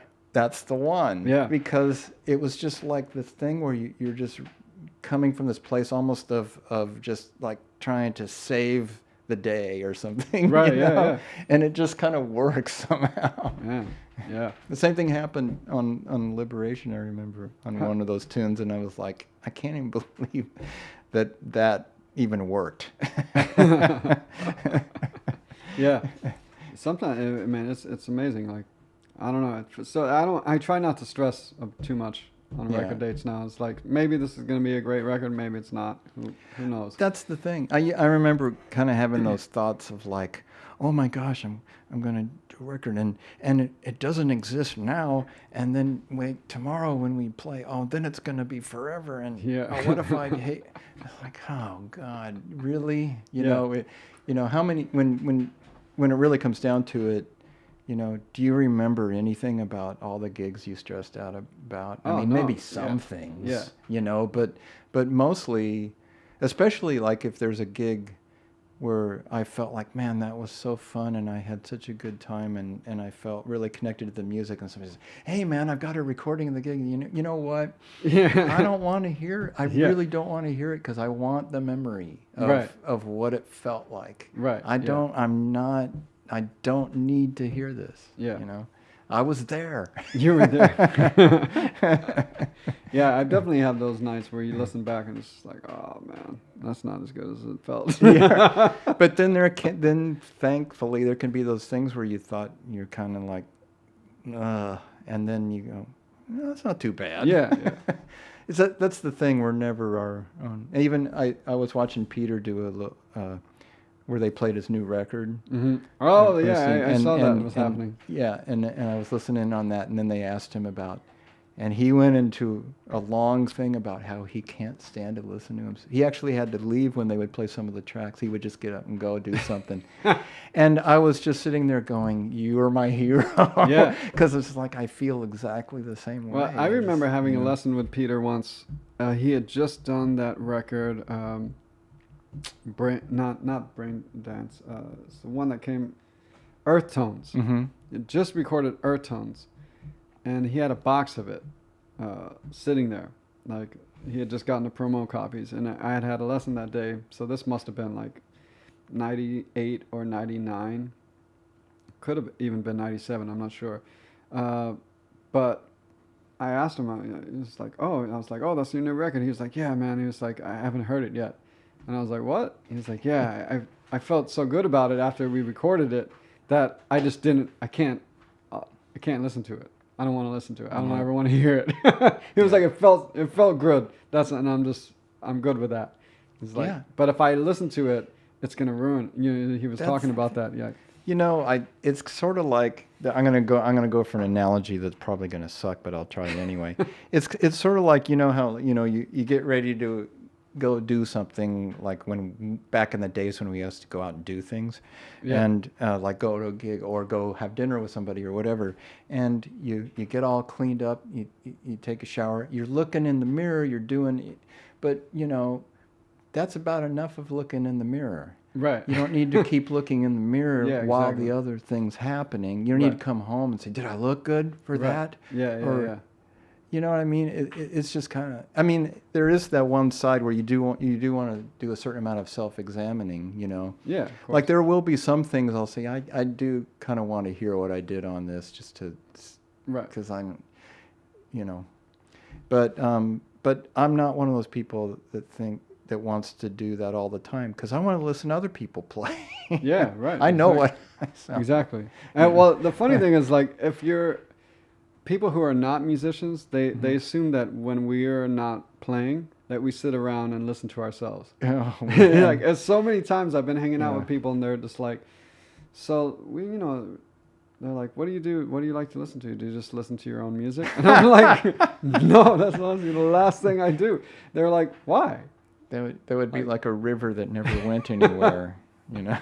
Or, you know, my mom would get in the car and she'll be like, oh, you know, like, let's listen to your music. And I'm like, no. Oh, I know. Like, yeah. With all due respect and appreciate, the family loves the music, but whenever like my record goes on, I'm like, you know. Speaking of one of the hilarious stories that I've heard about Ben Monder, one of them is that. Yeah. It's like someone putting on one of his records at like 5 a.m. while they're driving him to the airport. And Ben is like sitting there, and I'm going to ask him about this when I see him, but I heard the story from someone that was in the car. So, but it's like one of those like 4:30 a.m. or 5 a.m. lobby calls, and you get in the car and everybody's like just not feeling it, you know. And this student like picks them up to take them to the airport and has like Ben's record on, you know, he puts it in, and Ben is like, oh. You know, like it's completely silent in the car, and then Ben's like kind of just like looks at the radio, pushes eject, rolls down the window, gets the CD and throws it out the window. And then looks at the kid and is like, sorry, and starts laughing. I think he probably gave him another, he gave him another CD, but it was just this thing. It was like, man, it's 5 a.m. Yeah, I know. And that's that classic thing where I think, you know, when promoters or people, they pick, or, you know, if somebody thinks, oh, I'm picking up musicians, and then they turn on the radio, and it's like, well, you're musicians, you must want to hear music, you know. It's like, well, yeah, man, they pick, my classic thing is they pick you up from the airport, and it's a Jonathan Kreisberg record. It's always a Kreisberg record. They're just like, and you get in the car, and they're just like, turn on the radio, and they turn it up. And then it's like, are you fucking with me? Like, and then inevitably we're like, man, could you turn it down, or could you just turn it off? Yeah. You know, because just, you know, I mean, we love music, but we don't love it all the time. Right. We need to breathe. We need, our ears need to breathe. We need sight. We need. Yeah, I just got off the plane, man. Like, yeah. Like, I'll see Kreisberg later. They're just, but they're kind of, you know, sometimes anxious or nervous. They want to please you, and right. You know, it's. I mean, I remember cool. being in. I picked up a few people when I was in high school. I remember picking up Mark Whitfield, Herb Ellis, different people. Like, you know, when I was in high school, I remember vividly like playing Kenny Did Garrett. Did you say Herb Ellis? Yeah. Nice. So Herb Ellis, I got to play with Herb Ellis because we did. He was good friends with my teacher, like a guy named Todd Vulo in Houston. So Herb would come to town. Wow. And my dad's restaurant. So my dad had like a line, like two or three Mexican restaurants. And so we would, a lot of times my teacher would call me and be like, hey man, so-and-so, like Charlie Bird's coming to town. Is it cool we take him to your dad's restaurant? So as the comp dinner, you know, nice. or the comp lunch. Yeah. So my dad's restaurant was the place where we would take these cats. Oh man. So, you know, that's how I got to know Herb, and I got to do a gig with him. We did like a 3-generation thing where I opened, then my teacher played, then Herb played. Oh man. And but yeah, I remember being in the car and giving him, it's just me and Herb Ellis, like I'm giving him a ride back to his hotel after one of the gigs, and I put on a Kenny Garrett record of Kenny playing like impressions, and he was just like, ah. It's just like not having it, man. He was like, this is some bullshit. Playing a lot of notes. I was like, you play a lot of notes too, man. It's like, you play a lot of notes too, man. He and Barney, Oklahoma guys. Man. Yeah. But he was so cool, man. Yeah. And I have a classic picture. I should show it to you. It's hilarious. It's like I'm playing guitar, like I was opening that gig, and it's me, my teacher, and Herb Ellis, and they're just like going like this, like thumbs, you know, it's like thumbs down. It's like classic. And they didn't tell me about it. I just developed the film, like it was my camera. Oh, that's and great. I got it developed, and I looked at the footage. It was like Herb Ellis and my teacher just like fucking suck. Oh, that's fantastic. But yeah. I have a recording of that gig too, man. It's on DAT tape though. I gotta. Have you ever listened to it? Probably not in like 23 years. Yeah. Yeah, right. I listened to it when I was in high school. Yeah. Man, but you know, when you go back that far though, it's almost like you're like, that's not me. That's somebody else. Oh, that's a different person. You know, because I remember when I didn't go to North Texas, but I did an audition tape for Jack Peterson. Oh yeah. And I had transcribed Joe Pass's version of Night and Day, note for note, like whole thing. And I played it, and then I did Giants. And I mean, I was like fearless, like way more fearless than I am now, you know. But and I sent those 2 tunes in, and they were like, oh yeah, we want you to come. And then I was like, but I have to leave all my gigs, and I didn't go. It was like, you know. That's hilarious. But yeah, I mean, somewhere in a box in that closet is that recording of that gig with Herb Ellis. But he was funny dude, man. You know, at that age, everyone's grumpy. But you know, he was not. he was not trying to hear no Pat Metheny, no Kenny Garrett. I saw him play. There was a place called the Signboard Bar that had jazz at Crown Center Hotel, and he was among folks that came through and played. Right. He sounded so great. Oh yeah. I remember he liked this guy, Clint Strong. Do you know who Clint Strong is? Man, yeah. I met Clint at the Dallas guitar. There was like a guitar show where they had vintage instruments in 1982. Oh, wow. And I'd gone there because I wanted to find a 335. That was when I was first kind of like getting into the idea of, playing something semi-hollow. And I thought, well, I bet they have some nice guitars. Boy, there was a guitar I wish I would have gotten that for $1,000 a 62 block neck that was mint condition. That would be worth like 30 now. Yeah. Who knew? But I was in one of the booths just kind of playing through some stuff, and this kid comes up and sits down and listens. Hey man, you want to play a tune together? Okay, and then we played a blues or something, and then I'm like, damn. It was Clint. He was crazy. He was like 16 or something, Yeah, like Herb was really into it. He was like the only cat, he was the only young guy I know that I like is Clint Strong. That guy's bad. Yeah, he was playing with Red Garland, I think. Oh, wow. Because Red was doing a hotel, like the top of whatever hotel, for a while. I don't know how many years, but in Dallas. Wow. And Clint just, it cut his jazz teeth with Red Garland, and then he ended up playing with Merle Haggard for a long time. Right. Yeah. The only real like there's a workshop of Clint Strong playing, giving. It's on YouTube. That's the only time I've really heard him. He plays like "Stolen by Starlight" and like a couple other tunes. Yeah. That's the only really recordings I have of him. Yeah. That I've heard. Yeah. But it was always in my mind when I was in high school. Like, there's this guy named Clint Strong. Like, it's supposed to be really ridiculous that Herbert, I think he just decided, for whatever reason, that he didn't want to pursue the jazz course of, a career, in that way. Man, there was a few guys in Texas like that. There's another guy, Mike Nace. I don't know if you ever heard of this guy. Who taught. There was a guitar player that was at my high school that was ridiculous. He played with like Chuck Mangione. And that was really the only gig he got, because he died like at 25 years old or something like that. But he came up to New York and he kind of got involved with drugs. And then he went back to Houston, and then he started touring with Chuck, like from Houston, so he would be in New York sometimes. But yeah, that was he studied with this guy Mike Nace. It was kind of the same thing. It's like a guy pretty straight ahead, cool substitutions on like all these jazz tunes, and but yeah, there was a few guys in Texas that just were like. This is the way it is, I think, kind of everywhere where there's at least a medium-sized city, or even places that aren't even that big. There's always someone or couple just amazing musicians, and that here's actually a really good example. Well, I had told you about my two buddies, Danny Embry, who actually he had lived in L.A. for quite a while, and before he moved back to Kansas City around the time that I had left.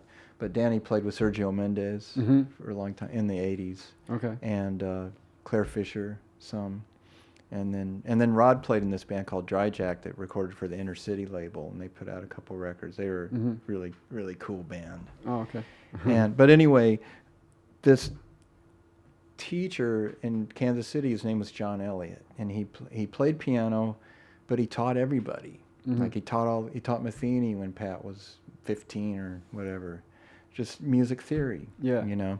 And all the guitar players, and he had a long list because people wanted to study with him, and you had to get on that waiting list. And Danny, I'd been studying with Danny in my last year of high school, and Danny moved to L.A. And then he said, you should go study with John anyway, Okay. So I called up, Danny put in a word for me and maybe bumped me up a little, and I didn't really play piano, but John didn't play guitar, but it didn't matter. And he didn't teach, he taught things more from the vertical, like chord and kind of moving triads and things through progressions. and harmonizing things. Like, he didn't teach modes or scalar approach at all. That's all stuff I just kind of found on my own, you know. But as guitar players do, and but it was an amazing system. But when he played, he sounded like Bill Evans, and he had that kind of touch. It was super refined and deep, you know. And he had done some gigs, you know, like in those lounges in KC, like the Playboy Club was a real jazz club as well, and I think he had done some work there. But he was really good friends with Bob Brookmeyer. They went to school together at UMKC, because Bob was from Kansas City. And then Bob left town, and I don't, you know, John had told me before that Bob had tried to get him to move, and he just didn't want to, you know. And I thought, well, that's kind of crazy. You know, you're younger, and you're thinking, why wouldn't you do that? You play great, blah, blah, blah, you know. But... And then this was a real revelatory moment where I was at, so fast forward like about 3 decades at least, and I'm playing with Ben at Cheltenham Festival, you know, in England, and Bob Brookmeyer's playing, and Shepik's on the gig, and we had just finished our set, and I had time to go catch their set, so I'm like running over there. And Brad sounded amazing with Brookmeyer, and I don't think I'd heard Brookmeyer before. And he was already in a wheelchair and, you know, maybe a couple of years from passing. So they played their set, and I went to the side of the stage because I want to say hi to Brad. And then I said, hey, Brad, because I saw Brookmeyer. I said, would you introduce me to Bob, just because I have somebody he'd probably want to know that I knew, you know? Right. So Brad said, this is Steve, we, you know, guitar player, we play, you know, blah, blah, blah. And so I said, Bob, man, great to meet you. I just want you to know I studied with a good old friend of yours, John Elliott, and he just kind of lit up and went, John was great. He said, man, I tried to get him to move to New York, he just wouldn't. I was just like, damn, He's still thinking about true, you know? And that's the thing, is that there's different ingredients in all of us, and some people play great, but they just don't want to go do that. Right. Some people maybe don't even necessarily play great, but they have a way of communicating the music that's so fantastic in and of itself, you know? Yeah. So, I mean, that's the thing. There's so many different strengths and weaknesses or variables in all of what we do. Right. That to say there's just this path or that path, I mean, you know, isn't really cut it. It's, you know? super rare. It's kind of rare though, but it does happen. And where I can think of a couple of people that I've gone to school with that are just like, they were incredible musicians, incredible. They were so good that they just like, this is boring. They were like, this is boring. I've done this. Let me do something else. I'll sing country music now. Yeah. No more playing saxophone. I'm gonna sing country music. Yeah, they just wanted to move on to the next challenge. Yeah. You know. It's like, wow. As opposed to working on the same thing over and over. Yeah, it's like that. It was never that deep to them. It was just like, well, that was interesting for a second, and now this is interesting. Like, yeah, I've known some folks like that. Yeah. It's like they're working on another like, I don't know. It's like a challenge to them. Yeah. It's like, I'm going to see how good I can get at alto saxophone. Or you see, that was pretty cool. Or you see musicians that are prodigies and you think, oh man, they're going to have a great career, but they actually burn out, or they end up not even sounding any different than they did. Like, it's weird because they didn't invest in it. And then you'll see someone maybe that was an ex-student that you thought, man, there's this, they should really. Well, that's why maybe, and then they just blossom. And they just, I tell students all the time, I was like, if you're not the best player, if you feel like there's someone at school that's like just incredible, that's so much better player than you, and that's today. Yeah. But in 5 years or 10 years, it's like they might sound exactly the same and you're going to be a different person. So it's, some people blossom super early, but never really take it from there.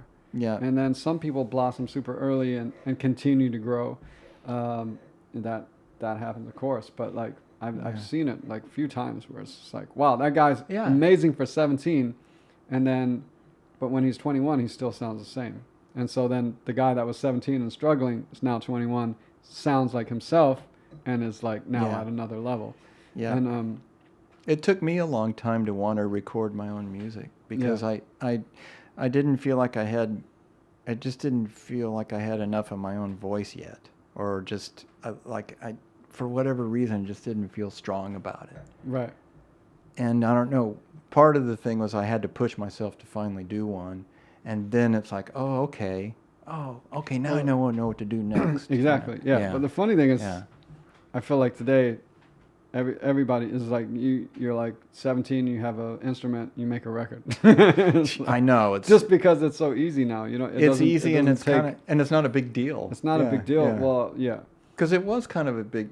There's a lot. Well, you had to be of a certain level to make a record at one point. Like you had to be good enough to get a gig to where people would want to hear you. Yeah. And then get in someone's band, at least in this jazz world, get a gig to where people knew who you were, and that would buy your record when it did come out. Yeah. And then now it's just like, well, I have an Instagram account, I have a Facebook account, and I have like, I can put my music on CD Baby, which will go to Spotify. So what's the difference between me and Kurt Rosenwinkel or you or whoever, Yeah, I know. Well, time will. I think, even despite all that, I do think, like, things sort of even out. And well, it's easy to weed. There's just a lot of more to weed through. Yeah, a lot more. It used to just be like, okay, well, this is Tower Records, cool. This is the section for like the music I'm interested in. These are the guys that were good enough to have a record contract, and like I'm gonna check this music out. But now it's just like, wow. I know. It's insane how much. It's like going from a solar system to a galaxy. Yeah, and it's funny. I told you that Kurt said to say hi to you today, but we were talking about it today. He was like, "Man, how's it going with the streams?" And like, and then we're just exchanging a few messages, but just talking about like how hard it is, just to, there's so much out there. Like people, it doesn't really matter how good the music is anymore. Sometimes, like it's just. Yeah, I know. It's weird. It's like, how do you get people to pay attention to what's happening when everybody has something happening? Everything's changing faster and faster. But I mean, it's gotta kind of do what it's gotta do, because the last thing you really want is to say, oh, things are better. Things were just different. And there were great things then, and there were things that weren't so great then. Right. And then that's the same as now. There's great things now, and there's some things, but there's a lot more of it because there's a lot more people, Yeah. And that's, so, yeah. You just got to keep trying. I mean, exactly. Like, with me, it's just like, okay, well, fuck it. Let's do this now. Yeah. We're not touring. Like, why don't we get together and hang and talk and like, you know what I mean? Yeah. Let's see what happens. I don't know. Have we bored you all yet? Yeah, is it or have I? No, I'm sure not. But we should probably wrap it up just so it doesn't get like crazy long. Do we like 2 hours? It is around 2 hours. Okay. Yeah. But man, thanks for coming and talking, man. Oh man. Yeah, I mean, we could be here for another fucking 3 days.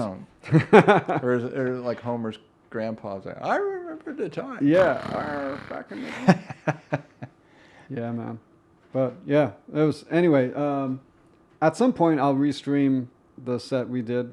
I've been trying to do that with all the guitar guests. Let me know, because I had yet another person say, "Oh man, I missed that." And, yeah.